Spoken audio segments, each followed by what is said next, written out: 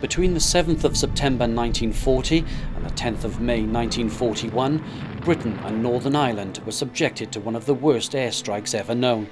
This relentless and unyielding attack became known as the Blitz.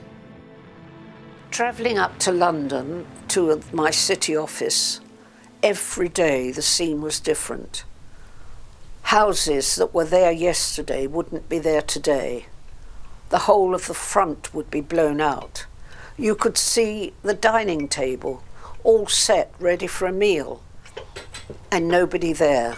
The whole of the house open. And there would be people's possessions in the streets. Nobody was stealing them, they were just lying there. And that was the time when one of the biggest raids on London were made, and I used to go past St Paul's Cathedral, and this was the day after the terrible bombing when there was a firestorm in that area. And amazingly, everything around St Paul's Cathedral was destroyed, but still standing was its wonderful dome. It was an absolute miracle that it had been saved. During the bombings, many people had sought refuge in the London Underground. They were not there, however, to avoid the occasional bombing raid. With their homes destroyed, they had no choice but to remain there. When the authorities learned of this, they assisted as best they could by providing metal bunk beds to ease the ordeal. It was always crowded when I would travel, and there was barely room for us to stand because they had erected bunk beds for the people, and they were living underground completely.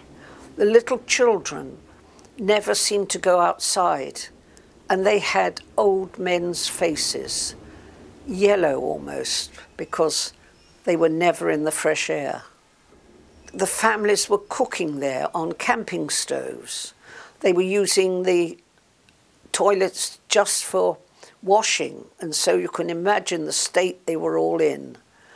It was an incredible experience.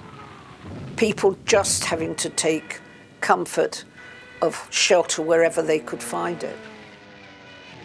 When I arrived back, sometimes from camp on a leave, I would arrive at the station, say Piccadilly Circus, and all the people who were sheltering there were amusing themselves by singing, and you could hear them all.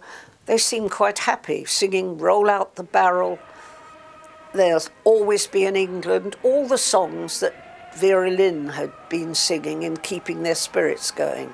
It was an amazing atmosphere. They would be joking with each other, and that was when the real spirit of a Cockney, the Cockney humour, would always be present, and it would keep them going, despite the awful things that were happening to their city. Every day and every night, this sound, this aircraft sound, and you knew it was a German bomber because it sounded completely different from our own aircraft, which of course were mostly fighter engines. And then in the daytime, we would look up in the sky and see the dogfights. Even when I was away from London, evacuated, we were only a little way out of London, and we could see the dogfights, and we'd see an aircraft fall. And a funny thing is, you thought of it almost not quite like a game, but you didn't really think, when you saw the German bomber fall, you didn't think of the people inside it. No, certainly you didn't. You just thought, good, we won that one.